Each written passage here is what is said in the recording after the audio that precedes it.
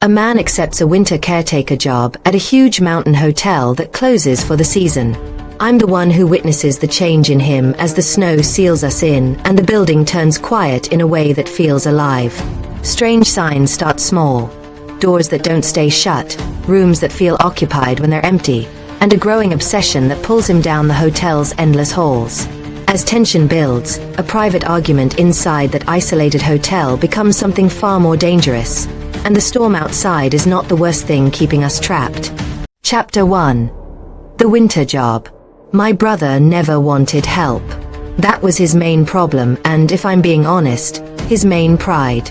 So when he told me he'd taken a winter caretaker job at a mountain hotel that shut down every year, I heard the excitement in his voice like a kid talking about a new toy. "It's just me, the building, and the snow," he said. "No guests. No noise. I'll finally get some peace."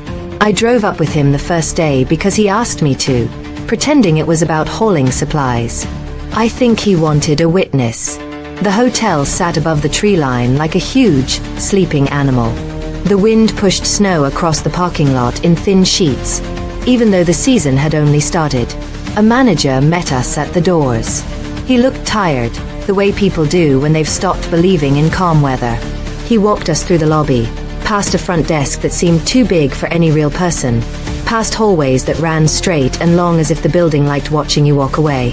The manager explained the rules. Check the boilers. Keep the pipes from freezing. Test the radios. Don't waste fuel. Don't go into closed areas unless necessary. Then he hesitated, just for a moment, and said, "If you hear things at night, it's the building settling." My brother smiled like that was a joke. I didn't. When the manager left, the doors shut behind him with a soft final sound, and the lobby suddenly felt sealed. My brother looked around like he owned the place. That night, the storm rolled in early. I stood at the glass doors watching the driveway disappear under wind-blown snow, and I realized we weren't just staying in a hotel. We were being kept. Chapter 2. Empty rooms don't feel empty. The first few days were normal in a boring way. My brother pushed a cart down hallways, checked locks, took notes. I stayed because the weather turned nasty, and the road down the mountain closed. The hotel had a rhythm. In the morning, it creaked. At night, it sighed. Pipes clicked behind walls like nervous fingers. On the third day, he took me to the ballroom, proud of it like he'd built it himself. The room was massive, with stacked chairs and a stage curtain that looked heavy enough to hide anything. He stood in the center and called out, just to hear the echo. His voice came back wrong. Not louder or softer. Just crowded, like it bounced off people who weren't there. In the kitchen, I opened a pantry to grab coffee and froze. Among the canned food were party masks. Fresh ones, not dusty, arranged neatly as if someone had restocked them that morning. My brother laughed when I told him. "Old inventory," he said, "too quick." Later, in the lounge, he wrote in a notebook while I tried to read by the fireplace. The silence pressed on my ears. The hallway behind us looked darker than the rest of the room, like the light refused to enter it. A soft click sounded down the hall. My brother stood, already tense, and walked toward the noise. I followed until we reached a guest room door that should have been locked. It hung open a few inches. He held up his keys, confused. I checked these. The door creaked wider on its own, slow and steady. Cold air rolled out, smelling like old perfume and damp wool. My brother didn't step back. He stepped in. Chapter 3. The hotel talks back. After that, he changed in small ways I could explain away if I tried hard enough. He slept less. He drank more coffee. He started walking the halls at night, to keep busy. Then I caught him standing in the laundry room, staring at the small window above the folding table. The washers thumped like a heartbeat. His face was pale. "What are you doing?" I asked. "Listening," he said. "To what?" He didn't answer. When I moved closer, I saw only our reflections in the glass. But I felt it anyway, like the air behind us was full. That evening, I found him in the barroom. The place was dim, lit by a few amber lamps. He sat on a stool with an empty glass in front of him, staring at the shelves like he expected someone to step out from behind them. I tried to keep my voice light. "You can't drink what isn't here." He didn't smile. "You ever feel like this place remembers people?" I didn't want to say yes, but I had. Every time I walked past the old photos on the walls, I felt watched. He leaned closer to the counter, speaking low. "Sometimes I hear music, like a party down the hall, and then it stops the second I move." That night, he insisted on going outside to check the grounds. The snow was thick, the wind sharp. The hedge maze behind the hotel was half buried, but the path still showed through like dark veins. He stood at the entrance with a flashlight, breathing hard, eyes fixed forward. "Come back inside," I said. "There's nothing out here." He turned slowly, like he'd forgotten I existed. "You don't know that." When we went back in, he pressed his ear to a service door marked employees only. Warm light leaked from the crack at the bottom. I heard it too. Faint laughter, glasses clinking. Then, like someone noticed us listening, the sound cut off. My brother smiled. Not a happy smile. A relieved one. Chapter 4. The argument. I wasn't alone in the hotel anymore. A family had been stranded by the storm, a quiet father and his son. The manager had let them stay in a suite until the roads cleared. The boy drew pictures non-stop, like he was trying to pin his fear onto paper. One morning, the child handed me a drawing. It showed the hotel, the maze, and a man in the hallway with a weapon. I didn't tell my brother, but later, I found him in the old management office, flipping through a ledger. His hands shook like he was cold, even though the room was warm. "What is that?" I asked. He covered the pages fast, then stopped as if he remembered he didn't have to hide anything from me. He opened it again and shoved it toward my face. The same sentence filled page after page in his handwriting, written so hard the paper tore in places.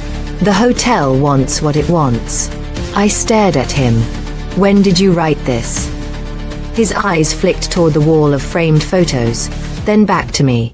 "I don't know." We argued in whispers at first, because the family was nearby. I told him he needed sleep.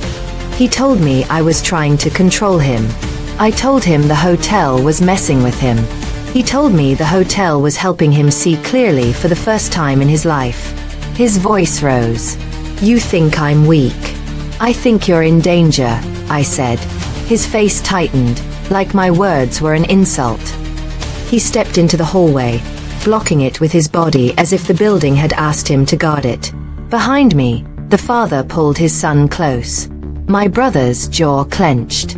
"No one leaves." I backed away, heart hammering. "We are leaving." His eyes were flat now, like a door that had closed. The next sound was the worst sound I've ever heard in my life. Wood splitting. A heavy door cracking. And the sharp, clean ring of metal as he pulled a fire axe free from its mount. Chapter 5. The Maze of Snow. We ran. The father grabbed his son. I grabbed the radio keys. The hotel seemed to fight us, not with hands, but with timing. A hallway light died just as we reached it. A door stuck when we needed it open. The lobby felt longer than it had any right to be. Somewhere behind us, my brother moved with steady steps, not rushing, as if he knew the building would bring us back to him. We tried the front doors.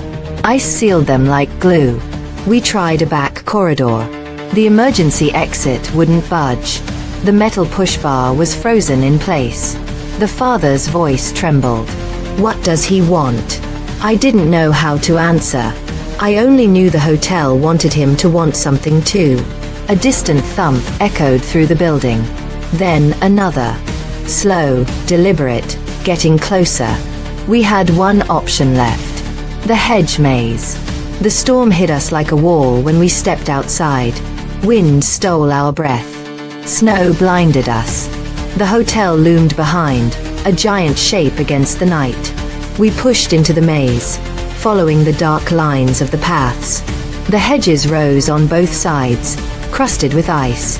The world narrowed into corridors and corners. The father carried his son until he couldn't. Then I did. Somewhere back there, a flashlight beam swung through the snow like a searching eye. My brother's voice carried faintly, not yelling, almost calm.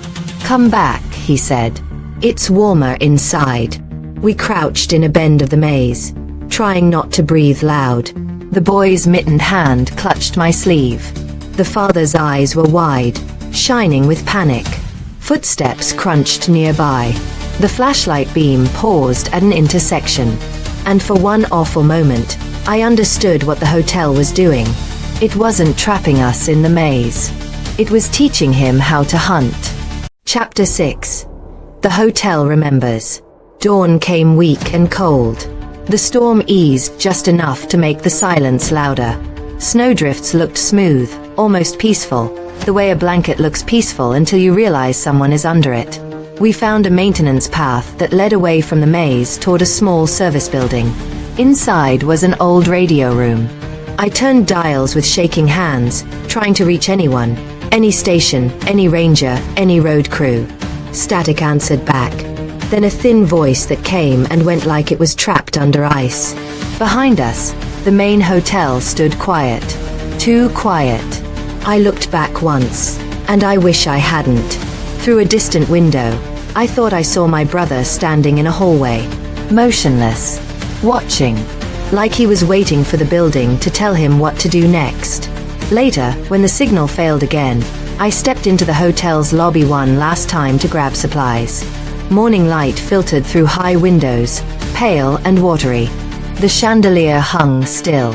The front desk bell sat centered, perfectly placed. The long hallway beyond the lobby looked darker than the rest, like morning couldn't reach it. On the wall nearby, an old framed photograph showed a winter party. Masks, suits, dresses, raised glasses. I stared at it until my eyes burned. And then I noticed something that made my stomach drop. One figure near the center stood just a little apart from the rest, facing forward. The face looked familiar. The pose looked familiar. The hotel, I realized, didn't just remember people.